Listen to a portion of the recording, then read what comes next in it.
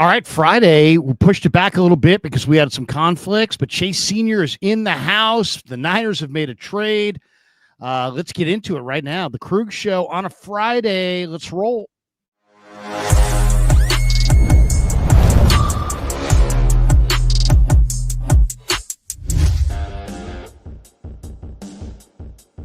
Off and running on a Friday. Welcome to the Krug Show, brought to you by Pig and a Pickle, the best barbecue in all of Northern California. Check them out. They're in Emeryville. They're in Corte Madera. They're open 7 days a week from 11 a.m. till 8 p.m. or until they run out, and they do run out. So get there early, get some brisket chili.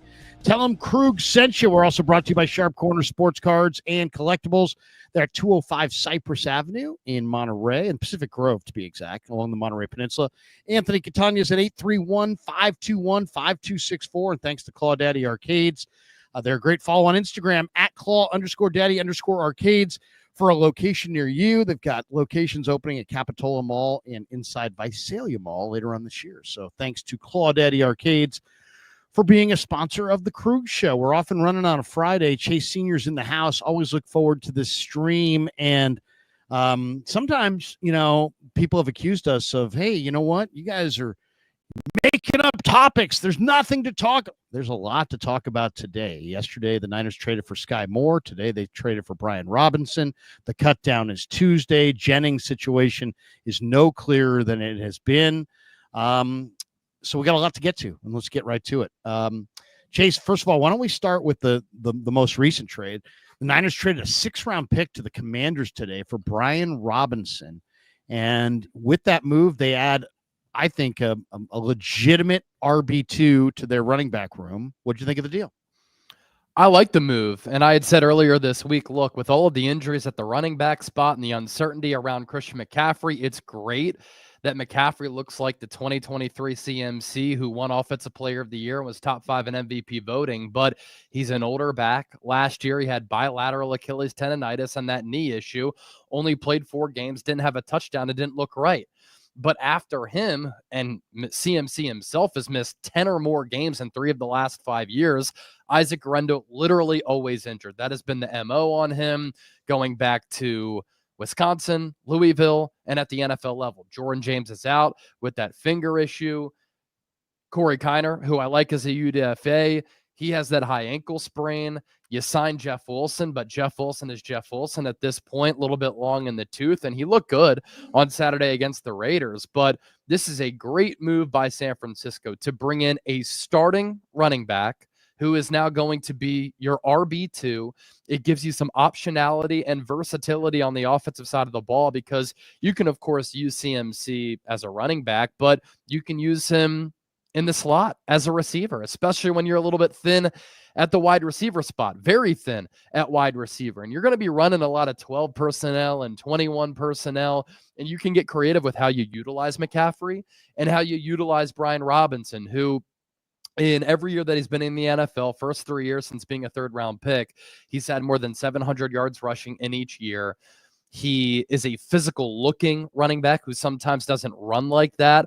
Wasn't a great scheme fit for Washington because Cliff Kingsbury comes from the air raid school of offense from Mike Leach, where you run a lot of 4 verts and you spread things out. And because of that, Brian Robinson didn't fit, but he was also a little bit indecisive running in between the tackles. I think with Kyle Shanahan, he can really get to firing on all cylinders. And here's the thing. You're trading for a guy who's going to be able to help you in 2025 at an injury-depleted position, and you're giving up a 6th-round pick for a potential starter, if not a really good RB2. I'm always trying to extract the best value in these trades. Washington made it known to everybody that he was on the trading block because they deactivated him on Monday Night Football. And so you get a player who everybody knew was going to get dealt, and you give up a 6th-round pick when you have so many draft picks in 2026 either way. So I like the player. I like the scheme fit. It's at a position of need for San Francisco. I think this is a really good move for the Niners here. And Kyle Shanahan and Bobby Turner have done such a great job of developing backs in their system and maximizing backs in their system. And I think Brian Robinson is going to be the next one. Is there more to this than meets the eye? I mean, the Commanders have Austin Eckler, they have Jeremy McNichols, they have Ja'Cory Krosky-Merritt, the rookie from Arizona, Chris Rodriguez. They got other guys, but this guy is coming off of a career year. He almost ran for 800 yards and 8 touchdowns last year. He's only 26. He's a free agent at the end of the year. I know he wants a new deal, but do you think it's just I kind of wonder what's at play here. The only thing I could think of is that maybe they feel like Robinson, who's very much in the prime of his career, was going to have running back carries taken away from him because of the presence of Krosky-Merritt. And maybe they thought he wasn't going to respond well to that, or he would not be happy, or he would create some awkwardness there. Because, I mean, I other than that, I can't imagine what it is, because you literally, it's like, you watch baseball. I mean, it's like trading a starting pitcher in April. Right. What are the odds that you're going to need more bolstering of your rotation before the end of the year? It's like almost every team needs more pitching. So it's like the old saying, you can never have enough pitching in baseball. Well, and I kind of feel like for a running football team, you can never have enough quality backs. So I'm a little bit surprised that Washington made the trade. I also am surprised, anytime I'm always surprised, Chase, when there's a good player who's like, yeah, we want to get a day 3 pick, and if we don't get what we want, we'll release him. It's like, well, wait a second. How does that serve your purpose? And I've seen this thrown out in a number of times through the years. It's like, yeah, team A is shopping this player, but if they don't get a good offer, they're just going to release him. Well, isn't that little nugget kind of a way to guarantee that you're not going to get a good offer? I mean, to me, for the 49ers to throw a 6th round pick for a starting NFL running back literally days before you start the season, that just seems crazy. That seems like somebody saying, as you're going cross country, here, give me a nickel and I'll give you, 10 gallons of gas in a jug. You're going cross country. You may need that 10 gallons for the nickel. You know what I mean? It's like the price for Robinson just seems absurdly low. Is there more to the story than meets the eye? Well, I think with this new regime with Washington, they're very analytically sound. And that's Joshua Harris, the owner. That's Adam Peters as the GM. That's them as an organization in totality. And this is a new era following the fraud Dan Snyder owning that team for decades. And I think they look at Robinson as a back who was entering the final year of his deal.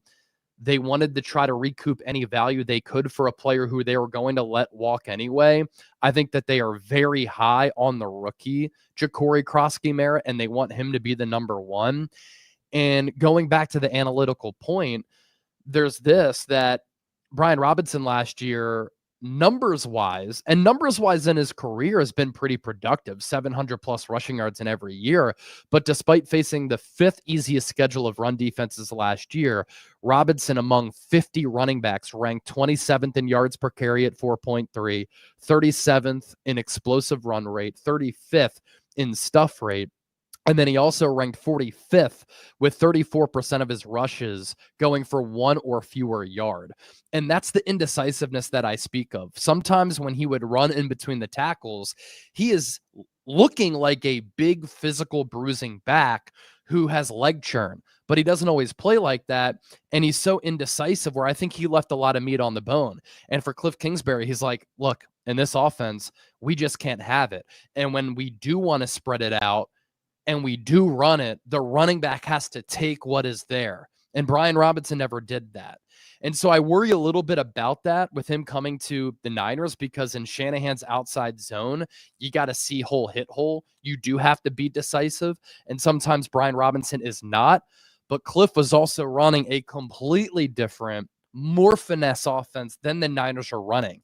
And so hopefully they're able to bring the best out of Brian Robinson here with the Niners. Is he going to run like Jordan Mason, who I know a lot of Niner fans wish he was still on the team? No, but I do have a lot of confidence in Shanahan with this scheme, with his play designs, with his play calling, Bobby Turner and Chris Forrester with the blocking scheme up front. to put Robinson in a position where he can succeed. And again, you have all of that uncertainty at the running back position on top of Christian McCaffrey with all of the other injuries.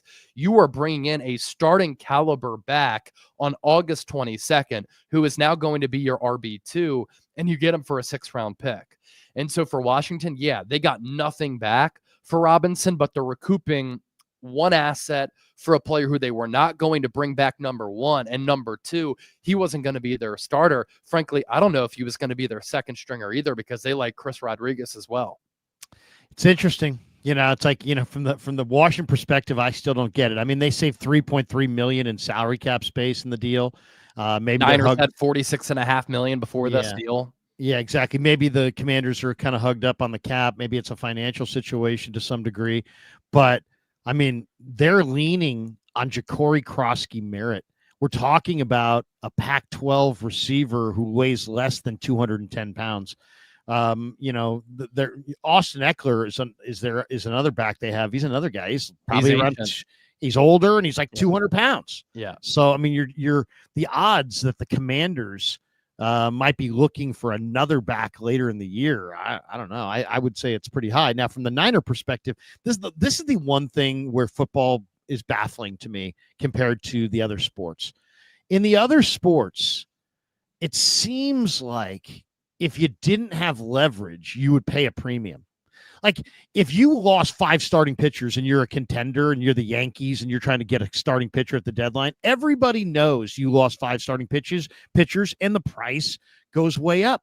Right. How can a 49er team that has CMC everybody's got to know that the Niners are desperate to have a good run on RB2. And then you got Guerendo, who's kind of a gadget guy. Both your rookie backs are hurt. Patrick Taylor's done for the year. Other than that, you got Keyshawn Vaughn and Jeff Wilson. Why would a team that's in your conference trade you a back that is going to help you get to the Super Bowl? The same Super Bowl that if you reach, it guarantees that they don't reach. It's like, it just seems, I get it for the cap savings, and I get it for he wants a big money deal. They don't want him. I get it. They like Krosky-Merritt. They have some other guys. But once again, what about the Niners situation here? The Niners were over a barrel. They have nobody. They were going to be leaning on running backs cut by other teams, and somehow they get a starting NFL caliber running back in his prime, and they're giving up a 6th-round draft choice for a healthy starting NFL running back coming off his career year. I mean, to me, I tweeted out at John Lynch, I'm like, this is a no-brainer. This is absolutely a smart deal for the 49ers. To me, once the Niners, if you said to me, what do the Niners need to win the Super Bowl? Well, obviously they got a young team and a lot of fronts, and there's all kinds of things that you could point to. But number one is the Niners haven't won the Super Bowl thus far because they never get to Super Bowl Sunday with their Saquon Barkley 100%. They have Christian McCaffrey, but he's never been 100% on Super Bowl Sunday. And it's like, if they can get to Super Bowl Sunday with a healthy Christian, I would say that would be the first thing I would point to as how do you win that 6th Lombardi? And that means that you got to have the legitimate RB2. And I thought Guerendo kind of proved this summer that he wasn't up for it. And so to me, the fact that they have all these injuries and they have an empty group of running backs, as far as, they're leaning this game on Keyshawn Vaughn and Jeff Wilson. I'm shocked that they were able to get this done without trading maybe more like a 4th or a 5th-round pick. I thought it would be a higher price because of their seemingly desperate position, but it's almost like in football, sometimes your lack of leverage doesn't burn you. Mm-hmm. It's weird. Yeah, and it's like Adam Peters is helping out his old buddy John Lynch. He was John Lynch's right-hand man for a long time as the assistant GM, but he came to the Niners as kind of a package deal with John Lynch and Kyle Shanahan back in 2017. So Lynch calling up Adam Peters, hey man, we know that you're going to get rid of Brian Robinson. Miami Dolphins were looked at as the favorite. We really need B-Rob. Can you please help us out here? Not only are our wide receivers dropping like flies, but our running backs have been dropping like flies. And I also think this is the Niners saying, we like Isaac Guerendo. He's 6 foot 220, but we have no confidence that he can stay healthy. Right. We know that Brian Robinson physically can hold up. He can stay healthy. And if he needs to be a bell cow back who can also catch the ball a little bit out of the backfield like he did at Alabama, we can rely on him to do that. With Guerendo, I like the ability, right? 220, 4.3 speed. That's never been the problem. But Larry, at Wisconsin, 2019 missed 8 games because of a hamstring issue. 2020 missed 6 games because of another hamstring injury. In 2021, missed 9 games because of a foot injury. So far with the Niners, since he was drafted last year, 2024, hamstring, groin, foot sprain, hamstring, MCL, ankle. Here in training camp, shoulder. Sometimes you are who you are, and I think that Isaac Guerendo, physically, yeah, he looks the part. But sometimes these physical freaks cannot stay on the football field, and Isaac Guerendo can. And you can't rely on him being the RB2. And I think the Niners, what they don't want to do, man, can we not be in a position where we're competitive during the regular season and we have to keep making moves like bringing in Jeff Wilson and Keyshawn Vaughn? Those are more training camp bodies at this point of their careers. Let's bring in a legitimate back who can be a good complement to Christian McCaffrey, who we can give carries to with Kyle Juszczyk as the fullback, Christian McCaffrey in the slot, which can help us with our depleted wide receiver core. And I just like the optionality and the versatility that this move gives San Francisco's offense right now. Yeah, and I like to just provide, make content. I don't like to bang on other people's content, but I do feel the need to bang on some of the people that were like, hey, man, they got Jeff Wilson. They don't need to trade for Brian Robinson. I got a lot of that in the last few days. They got Keyshawn Vaughn and Jeff Wilson, Krug. They don't need. It's like they're not Brian Robinson, man. It's like, dude. And not only that, it's like, who's only 26, by the way. I'm at practice. Jeff Wilson has gone to the ground like 7 times. The goal of practice is to nobody ever go to the ground, and to see a back go to the ground 5 times or 6 times in a week tells me his legs are shot. Yeah. So this is not Jeff Wilson. And if you're looking at Jeff Wilson at practice and you're thinking this is the Jeff Wilson of old, I got to question what you're looking at.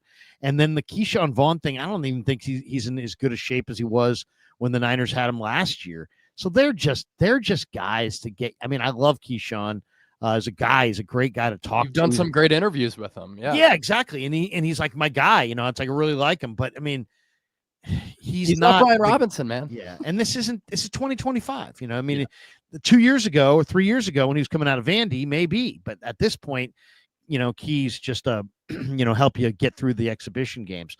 I think it's a great move by the Niners. I can't believe they were able to do it.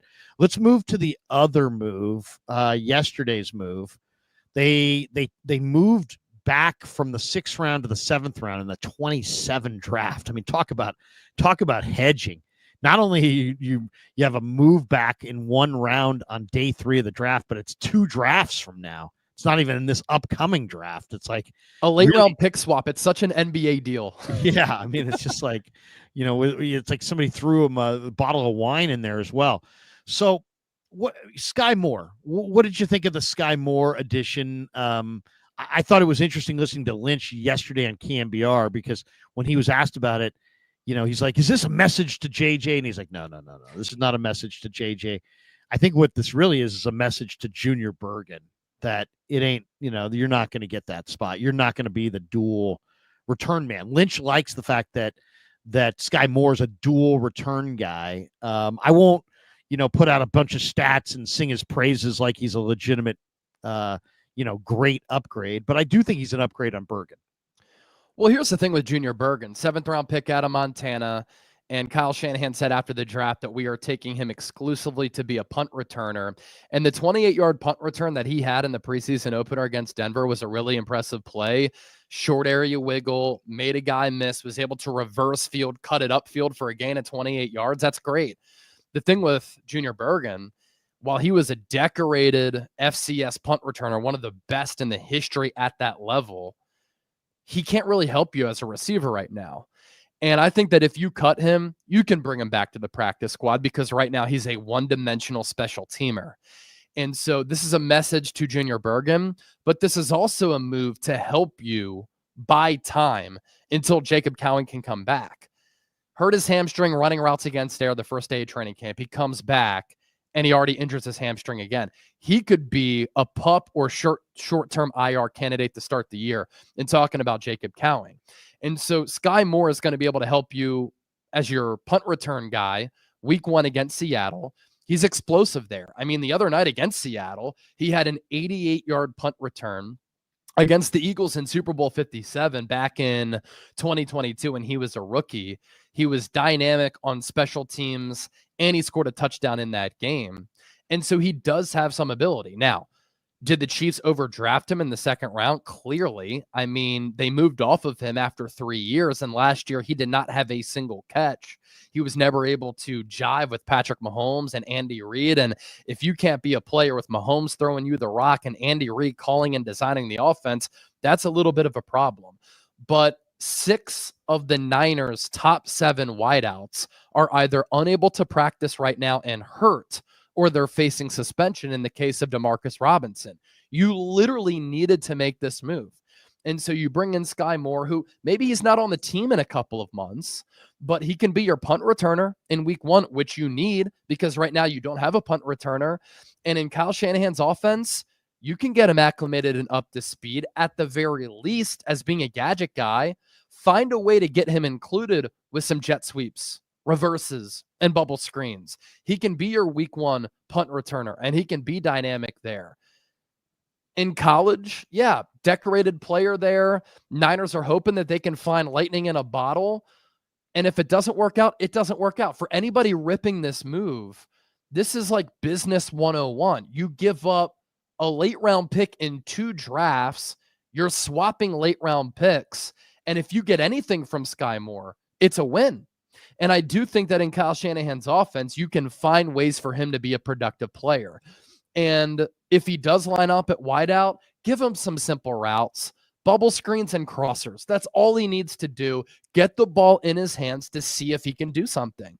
And we've seen Kyle Shanahan be able to devise and draw up these plays to get receivers involved. I mean, he did it with Ray McCloud. He did it for years with players like Deebo Samuel, who became an all-pro as that Swiss Army knife type of player. And you are so injured there that you need another body, and you're not giving up anything for Skyy Moore. So I'm fine with the move. You know, he was a bust. I mean, well, let's be honest. He was a second-round bust. How did he look right? yesterday? Well, he was there working out on the side, and he looked healthy. I mean, obviously he signed his contract and he passed his physical, but he never actually. Then he was on the sideline at the end of practice with the guys, and it looked like he was going to get a rep or two, but I didn't see him get a rep or two. If he did, I didn't see it. But he was wearing number 6. He's a smallish guy. He's a short-legged, smallish guy. I mean, he was a great college player. He just has had a hard time separating and a hard time getting off the line of scrimmage. He ran 4.41, so he's got good straight line speed, but he doesn't have a lot of explosiveness in and out of the breaks, and he's not a big guy that can get off the line of scrimmage easily against the bigger corners. Yeah, drops, fumbles, and injuries too. Yeah, I mean, he's had injuries, but kick return, punt return, I think he's an upgrade. He had an 88-yard punt return against Arizona for a touchdown the other day. I think they saw that. Against Seattle. Seattle. So I saw that it was along the sidelines, and I think he's an upgrade on Junior Bergen. I think they realized, what I've been saying, which is that Junior Bergen's a punt returner, but he's not a receiver and he's not a kick returner. So you can't just be a punt returner unless you're just like freaking amazing. And unless you're Dante Hall. Yeah. You can't just be a punt returner. You got to be, especially on this team. They're looking for that dual threat because they're trying to save a roster spot. Okay, let's talk about some other topics. The Jauan Jennings thing remains, unchanged. He was at practice the other day, but he was just like, he took a couple pictures. Looked like he was stretching his calf. I don't know how this is going to end, but why anybody, if the Niners give him an extension of any kind, they are crazy. Because if we're taking them at their face value that he's got a legit calf injury, well, he's had a calf injury for 5 months. If you're giving a contract extension to a guy who already has a contract that probably pays him pretty close to exactly what he's worth, if you go rip up that contract, set that precedent, and give him more cash after he hasn't played since April with an injury, I got to really question that. So I don't see a contract extension looming. I don't think Rosenhaus is going to take him off the market free agency wise next March. I don't think the Niners are going to rip up the $7.5 million that he's owed this year. So I don't see an extension coming. But I also think this is a really, interesting situation because he's a very powerful presence. And do you want a very powerful presence pissed off right in the middle of your room, which he might be if you give him the Heisman stiff arm and say, you know what, we're not extending you, but I don't think they're going to extend him. So I think his only option is to, and I think Rosenhaus and JJ, if this is their plan sucks because all you had to do was show up, stay in a reasonable amount of shape, and you were going to be fed the ball unbelievably in September. And then those stats, you could have rolled those stats even after everybody gets healthy and comes back. You could have rolled that fat September into a good statistical year, which you could roll into a 3-year, $50 million contract with half of it guaranteed. And instead, he's going to not show up in training camp, pout about not getting more than the money that he's getting, then potentially get some soft tissue injury if you come back in September without practicing. And then you're by the end of the year, it's going to be Ayuk show, Cowing, Purdy, Pearsall, Watkins. So I think JJ is playing it all wrong. What do you think? Well, you make a good point about Drew Rosenhaus being his agent. There's a reason why Drew Rosenhaus is Drew Rosenhaus and why he's one of the most notable agents in all of professional sports, because he's always looking to have the upper hand. He's always looking to win that arm wrestle battle. He's always looking for leverage. And so I imagine that he is in Jauan Jennings' ear a lot and often. But boy, oh boy, if there was ever a time for Jauan Jennings to improve his standing with the Niners, or to prove that he's worth the money, it's right now. And you make a fantastic point. Given how banged up the Niners are at wide receiver, who's going to play week 1? Ricky Pearsall, Russell Gage, and Robbie Chosen. Like, those are the realistic options right now. And he looked at it, and Jennings he looked at it healthy, and he increases his value. He looked at it like, I've got leverage, I'm going to sit out, when he should have looked at it like, I've got an opportunity to produce at an absurd level. And then, if he just produces at a mediocre level the rest of the year, at the end of the year, we're going to look up at his stats and go, yep, $50 million extension for JJ. So I think he misread his situation. And if he comes back and has a soft tissue injury in September, he's literally cost himself millions. Yeah, millions. And maybe the injury is legit, right? And he literally can't get on the field right now, because if I'm Jauan Jennings and I'm looking at that wide receiver room and I bill myself as the ultimate team guy who makes sacrifices for my teammates, and he plays with that type of energy, he carries himself with that type of swagger, I would say, as a competitor, as a great teammate, I got to get on the field right now. Ricky Pearsall was asked about all of the injuries yesterday at wide receiver. He's like, yeah, it's definitely not normal. And remember what Kyle Shanahan said at the start of training camp when Jauan Jennings had reported? He said, when asked, hey, with JJ being there, does that make it a little bit of an easier decision to pay a guy like that? And he was Kyle Shanahan was bad business. It does. When you show up and you practice, you get in the good graces of all of us when we're the ones making the decisions on whether or not to pay you. It makes it a little bit easier. And we haven't seen him since. So This is kind of a debacle for the Niners because of the current status of that receiver room with all of the injuries there. And it's a debacle for Jauan Jennings and looking for that new contract. I'm sure they're going to talk to him, but man, it's going to be interesting to see what, kind of attitude Jennings has this year if he gets, rebuffed on his effort for an extension. Yeah. And I think there's no doubt he's going to get rebuffed on that effort for an extension. And I do feel bad for him because he's, the Niners are like, we love him. Yeah, but compliments don't spend. You can compliment somebody to death, but they're always going to say, hey man, money talks. And I feel for him, but I agree with the quote that came out in the Kawakami piece. The timing's all wrong. The timing could not be worse. You're paying Ayuk $30 million. He's not playing for you. You've got cap room, but you're looking to roll it over for some of your bigger deals. The last thing the Niners need is another high-priced, hurt receiver who thinks he's better than he is. That's it looks like the road that JJ's going down. So I don't know. I mean, do they trade him? Does he sign? Does he not? I mean, I know he's going to sign. I know he's going to show up, because if he doesn't show up, then he's not getting paid next year. But my question is he going to show up and be Devondre Campbell? Is he going to be like this, island unto himself, who's unhappy and puts his own personal agenda before everybody else's agenda? It was like everybody in the world in that locker room knew when Dre Greenlaw got healthy, he was going to reclaim his starting job. It's like nobody ever told Devondre Campbell.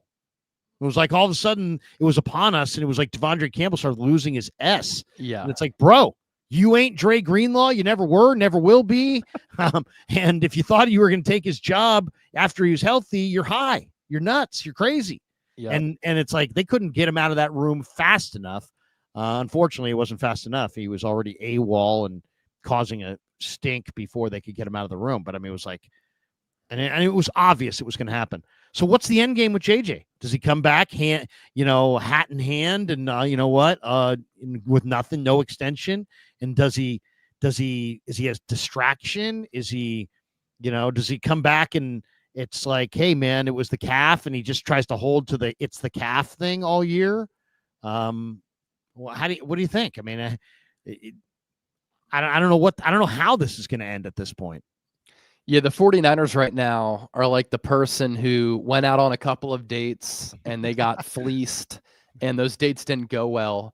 And now they're like, I don't want to go out on any dates anymore. Right. And the Niners are kind of feeling that way because of what's happened with all these contracts, all of these deals that they've gotten fleeced by, and it hasn't worked out. And they're like, we can't do contract extensions. Like, we'll give it to Brock Purdy, George Kittle, and Fred Warner and Diamador Lenore because the timing is right. But we can't do these training camp extensions any longer. We can't get, taken out of the woodshed and beaten up again. Like, can't happen.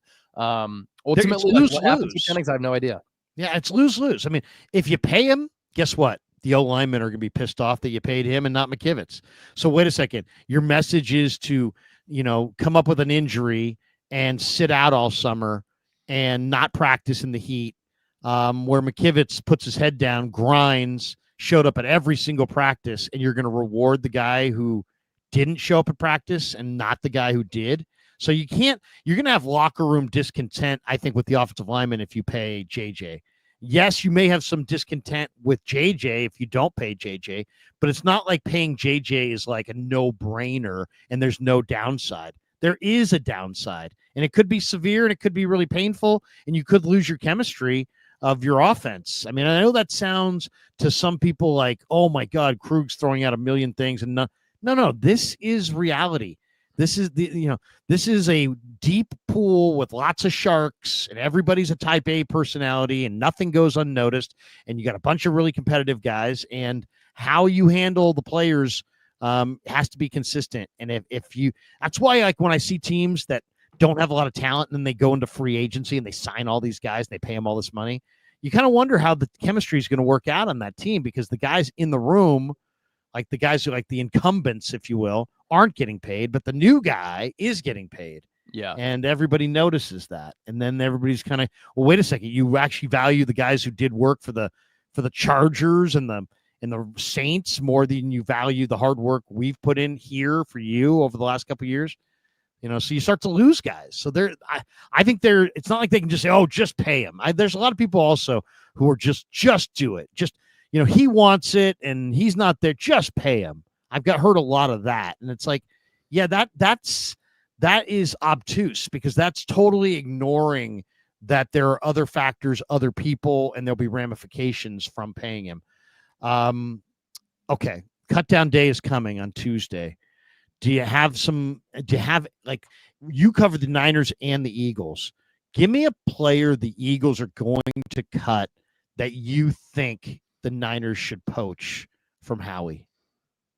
I'd probably look along the offensive line, and there are a few players there. Kendall Lamb can play guard or tackle, and he's on the roster bubble right now. Cameron Williams was a 6th-round pick. I'd say he's on the roster bubble. If he went back to Texas, I think that he could have been a 1st-round pick if he played well, but He's had some penalty issues and some holding issues, but the foundation is there for him to be a really good player. And last year, some people were looking at him as a top 3-round pick. He even thought that he was going to get selected somewhere around round 3, ended up going all the way to the 6th round. And so he could get let go. Miles Hinton was another 6th-round pick who played at Stanford and then at Michigan. His dad played in the NFL. His brother played in the NFL. So he has some NFL bloodlines. And so this Niners team, they have so many needs along the offensive line, and depth is a huge concern. We see that with them trying to experiment with trying to find ways for Nick Sakel to make the team. That's why they're putting him at a guard and center, because they're like, we need him to have versatility if he's even going to make the roster. And so I would look at those offensive linemen as players who I would be attracted to. And I know that the Eagles run a different offensive scheme than the Niners, but I trust the Eagles player evaluation process as far as looking at offensive linemen because they've been so good there. So those players kind of pique my interest a little bit. And really across the NFL, if there are quality offensive linemen on teams who have a lot of depth there, I'm looking to add more depth to my offensive line room. Holland Pierce is UDFA out of Rutgers, who you and I have talked a little bit about, who I think would be a good developmental player. Keep in mind, Trent Williams is 37 right now. Colton McKivitz is going to be a free agent after this year. You have no, and I mean no, future tackle plan at left tackle or right tackle for a team that's already middle of the pack in the NFL as far as their offensive line. And so any team that gets rid of a solid offensive lineman, I'm looking to bring a guy like that in. With the Niners putting Trey Brown on IR, does that signal that Jacob Robinson is now going to make this team? That a Siran Neal or a Derek Canteen or a Dallas Flowers is now going to make this team? Larry, that could be the Niners doing what we want them to do. Keep a young player over a veteran. And so that was a move that I was like, wow, does Jair Brown get traded? And the Niners really like some of the safety options that they have with the emergence of Marquis Siegel and Jason Pinnock, Malik Mustafa once he comes back, and then Richie Grant can play special teams and backup safety. And so these are all the things that I'm kind of looking at for San Francisco as teams cut down their rosters by 4 p.m. Eastern, 1 p.m. Pacific on Tuesday. We'll get to Siran Neal in just a second, but I wouldn't have asked this question if I didn't have particular guys in mind, of course. You know me. Of course. That's the scout in you. Yeah, exactly. So this is what I'm looking at. And these are questions for you, really. Is Montrell Johnson or Shunderick Powell, are those guys going to make the Eagles roster, or are those guys going to get cut? They won't make it. No, I think the Eagles will either look good. Saquon, Will Shipley, and A.J. Dillon. Have Powell or Johnson, in your opinion, look good? And if I said to you which ones look better to you, who would you say has looked better? Powell has looked better, but the Eagles have kind of done this preseason what I thought the Niners did with Mason Pline last preseason. They didn't give him a lot of snaps because they didn't want other teams to poach him. And so I like Powell a lot more than Montrell Johnson. There's just more wiggle, more quickness, more speed. Let me also throw out. Has he done anything, by the way? Has he done anything in any of the games? Shunderick Powell scored a touchdown his first preseason game. Didn't really get a lot of carries in the second preseason game, but the first touchdown that he had, there was a little bit of a jump cut from left to right where you're like, wow. Yeah. Short area quickness. Let me also throw out this name, Keelan Robinson, who was a 5th-round pick last year by the Jags. He went to Alabama, then Texas. He has kick return ability, and he has a lot of speed. That could be a player who the Niners really like too. That's interesting. The other guy I was going to ask you about, and I to me, it's a no-brainer that this guy's going to make the Eagles, but I've actually been told a couple times that he may not, and that's Azeez Ojulari. I mean, they have obviously Nolan Smith and Jalix Hunt, and they signed Josh Uche, and They signed Azeez away from the Giants, but they also have Powell Ryland, and I was told that Okonkwo is actually beating out Azeez Ojulari for that 5th defensive end spot, and that there's a chance Ojulari is not on the roster and Okoronkwo is. I mean, you've seen all their preseason so far. I mean, is Ojulari in? Is Okoronkwo in? Or is it one or the other? Both? Because I would say if I was the Niners, I'd be interested in either. Yeah, I think Ojulari has the edge right now. So I think Ojulari and Uche do end up making the team. We'll see what the Eagles do with Antoine Powell-Ryland, who they drafted in the 6th round. And when he was at Florida and Virginia Tech, as far as TFLs, quarterback hits and sacks, he was one of the more productive pass rushers in college football. Keep in mind, too, and this was the situation with what happened with Bryce Huff, like the Eagles are running this hybrid 3-4. And so a lot of these pass rushers who come in, who have played in the 4-3, sometimes can struggle when they have to drop back in coverage as an outside linebacker in a 3-4.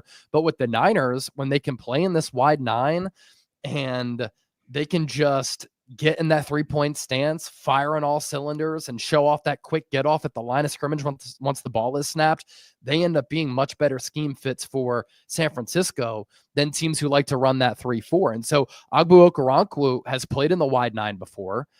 He's played under D'Amico and he's played under Jim Schwartz. That's another player who can make sense for the 49ers. Antoine Powell-Ryland might be better suited as a hand in the dirt, 3-point stance type of pass rusher.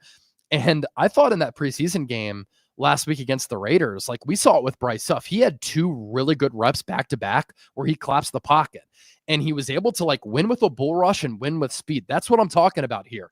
He couldn't have that mentality as a pass rusher with Philadelphia because it was more read and react. With this wide 9, ball is snapped, get after the damn quarterback and get upfield. And so those players are other players who could make sense for San Francisco here. Yeah, I mean, I'm glad I asked because you're totally a wealth of information on that stuff. Now, you mentioned Siran Neal. To me, I asked Boyer about him yesterday, and to me, this answer is a game changer. Listen to what he said about Siran Neal, the Niners DB. And you might think twice, those of you who are putting together 53-man rosters, if you don't have Siran Neal on your roster, I think you need to update. Here it is. Brant, what makes Siran Neal such a good special teamer? It seems like he was brought here to do that role, and it's hard to see if he's running with 1s or 2s. What makes him a good special teamer? Well, that's a really good question. I mean, I've played against him almost, because he was in our division the whole time, and we couldn't block him. And I think, his overall mindset, and it's the kind of the mindset that we're trying to get here is that he knows what butters his bread, so to speak, right? And he knows that special teams has been his ticket and for his career, plus a little defense here and there. And he's doing a really nice job, and he's learning the things that we're teaching him. So it's a little adjustment for him. But, I think he's a Pro Bowl caliber guy, in the regular season. And, I've had, a Pro Bowl gunner that had some really big problems with him, couldn't get away from him when he was blocking our gunners and stuff like that on the other side. He's so big and he's long and he's fast, he's strong, and he's been a leader so far in our room. So it's been good to get him here and happy to have him on our side for sure instead of competing against him. Yeah, I think he's making the ball team. Exactly. He knows what butters his bread. I love that. Yeah. How about this? Do we know who was the advocate for Siran Neal? Brant Boyer. I think it was Brant Boyer. I think it's safe to say it was Brant Boyer. He called him a Pro Bowl special teamer. So, once I heard that, it's funny. As soon as that interview was over, a couple of the media people were like, "Oh, I didn't realize that." I didn't realize that they held him in that high of regard. Right. And I didn't realize either, to be completely honest. So, Siran Neal, I mean, he's going to be on the roster. Is there any thought that you have as we're winding this up here, Chase? Is there any thought that you have as far as the cut down? Is it possible we're going to see more trades? Is it possible that the Niners, will there's a lot of, like, some people are speculating that the Niners may trade Jair Brown. Yeah. That they maybe send him to the Jets and go play for Steve Wilkes, who had a lot of success with him. I think that would be premature. I like Jair Brown. I think I would keep him. But I kind of think that I could see if Jordan Elliott, battles Sebastian Valdez. If Valdez gets that job, I could see Jordan Elliott being traded. I could see Burford being traded if they don't go with Burford as the offensive tackle, the third tackle. I don't know. I definitely think that you're going to see another deal here before the cut down. That's just my guess. Well, I know you and I are on the Romeo Dobbs train. If the Niners trade for another wide receiver, I mean, that's a dream target for me. I really like the player. I don't think he gets dealt. Green Bay does have a lot of depth at wide receiver, though, and they just drafted Matthew Golden and Savion Williams. And so if a Romeo Dobbs, a Dontavian Wicks get dealt, I'd be certainly in on that. And the Niners could use another wide receiver, especially if something happens with Jauan Jennings. Does Jauan Jennings get traded? Right. Does Jair Brown get traded because of the logjam at safety? Because the starters might be Marquise Siegel, Jason Pinnock week 1, and then once Malik Mustafa comes back, Malik Mustafa is going to start alongside Marquise Siegel. And then you also have Richie Grant, who can contribute on special teams. And Steve Wilkes really pounded the table for Jair Brown coming out of Penn State in 2023. And Steve Wilkes, with his defensive backs background, did a great job in developing Jair as a rookie who stepped in flawlessly, I thought, for Talanoa Hufanga, all things considered. Jordan Elliott makes sense just because Sebastian Valdez is rising. Spencer Burford could make some sense for an offensive line needy team. I would keep Burford just because he can play tackle and play guard, and you could use a backup tackle and a backup guard. So those are the players who I'm kind of looking at for the Niners, either coming in or going out. One last thought before we get out of here. What are you looking for in this game on Saturday? And one of the things, I'm at practice, though, I do get a chance to see certain things that not everybody gets to see. One of the things that I saw this week that I thought was really interesting is that the Niners were practicing some 5-man surfaces, some 5-man defensive fronts with 3 down linemen and Bosa and Huff. And I kind of wonder what you think we may see in week 1. The Seahawks have, in 2 preseason games, have averaged over 5 yards a carry. One of those games, they gashed Kansas City, like 48 rushes for like 265 yards or some ridiculous amount of yards. So Seattle, who couldn't run it at all last year, looks like intent on running it a lot this year. Do you expect that they're just going to try to run it down the Niners' throat week 1? Give me what you're expecting to see Saturday or what you want to see, and maybe just a little tease on what you expect to see or may see week 1. Man, I think it's going to be a feisty, really difficult game. And I had tweeted out, wouldn't surprise me if the Niners lost, just because Kyle Shanahan even said it the other day. We haven't been able to have the training camp that we wanted to have because of all these injuries. And now you're expected to fire on all cylinders in week 1 against the Seattle team, especially Mike McDonald-led defense that has given Kyle Shanahan fits. And so it's funny. Seattle could try to run it a lot.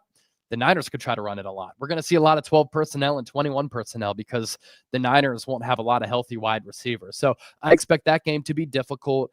But what stood out to me really from the jump for the Niners in the preseason was how Robert Saleh is not going to hold back from being exotic, creative, and aggressive. I mean, we saw it right away when he was dialing up corner blitzes and delayed blitzes and exotic fronts and creative fronts against Denver's ones with the Niners twos. I mean, look at the way that he's been able to utilize Chase Lucas, who's gone from a career special teamer to a guy who you're like, man, he could get some snaps for this defense and be used as a chess piece for Robert Saleh. So I think this defense is going to be so much better prepared. I think they're going to do a lot more creative and exotic things. And frankly, I think they're going to be a much better defensive unit. They're just in better hands with Saleh as compared to Nick Sorensen. So I want to continue to see this defense evolve and these young players make strides for San Francisco going into this year under Saleh. I'm going to give you 3 names that I'm looking for at the cutdown. Cutdown day is a big day for me. I'm looking at every name. I'm looking for incremental improvement. I really do believe that you can find sometimes very good players that just, get caught up in a numbers game. Eagles may have a really deep whatever, and they cut somebody that could wind up being significant. And every team in the league has their deep position and their thin position. The Niners' thin positions are wide receiver and running back. The 3 guys that I'm looking for at the cutdown. Frank Gore was at practice yesterday. His kids had a good preseason with Buffalo. He's not going to make Buffalo's team. I like the idea of Frank Gore Jr. I think he's got a little bit more than people think. He's smaller than Frank, but he averaged 6.4 a carry in one of the preseason games. He had 5 catches, so he's actually a pretty decent receiver. So I'm looking for Frank Gore to wind up here. I'm also looking for 2 receivers. The Rams have a rookie receiver named Mario Williams, who had a 38-yard touchdown against Dallas in the second preseason game from Stetson Bennett, and he's just a playmaker. And then the Chiefs have a receiver named Elijah Badger, who I really, really like, and I think I see some JJ, I see some Pearsall. I mean, he's a really good player. He played at ASU, he played at Florida. He's versatile. He's played all the spots. I think in a lot of ways, those are the 3 guys I'm looking for to be cut and to maybe wind up here in San Francisco. Is there any guy you're looking for at all at the cutdown, or any particular thing you're looking for, either Niner-wise or around the league-wise at the cutdown? Yeah, as I mentioned a little bit earlier, I'm trying to hone in on the offensive line. I like where the Niners are at, with their defensive line for the most part, at corner, at linebacker, at safety. Wide receiver, of course, becomes a very interesting position just because of the lack of bodies there. They seem to really like Robbie Chosen, but you could always cut him and bring him back to the practice squad. They guaranteed him and offered him a spot on the practice squad last year. He didn't take it. He went to Miami instead. But if another good wide receiver is out there, that would pique my interest. I think you're good at tight end. You're good at running back now after bringing in Brian Robinson. And so offensive line is really the spot that I want to fortify because there is just not a lot of depth there. Give this guy a follow. He's one of my favorite guys to stream with. Chase Senior, Chat Sports. They do an amazing job. Lots of videos. One super on the way out. John says B-Rob is better at scoring touchdowns compared to Mason. I think 8 touchdowns last year. Yeah, B-Rob is a between the tackles horse of a back. I mean, I think Niner fans are really going to like him. Chase, what do you got cooking the rest of the day? What's your Friday? Usually we go in the morning, so sometimes you got other things going on. But are you calling it quits and getting into your weekend? What do you got? Well, obviously you'll be going live during the game, right? Of live course. Chat. Yep. Yeah, I did a breaking news video earlier on Brian Robinson. Yep. Talked about that trade and talked about Skyy Moore as a trade target before those moves even happened. So always like to try to stay ahead of the game. Always important to have foresight and predict things here in this business and be right from time to time. And so did that breaking news a little bit earlier. Going to cut up some segments from our show that we did here today, put those up on the channel as well. Tomorrow night, Saturday, going to be live for Niners Chargers. I'm looking forward to it. Trey Lance going to get the start. I think he's had a really impressive preseason. He's looked good, more confident, more decisive under Jim Harbaugh as he too makes his return to the Bay Area. And so I'll be live for that game, live for a pregame show, post-game show. That's just what we do. And then with roster cutdowns coming next week, there's going to be so much news. Lots to get to. The grind never ends. Exactly. I'll be in Santa Clara tomorrow. Chase, always good, man.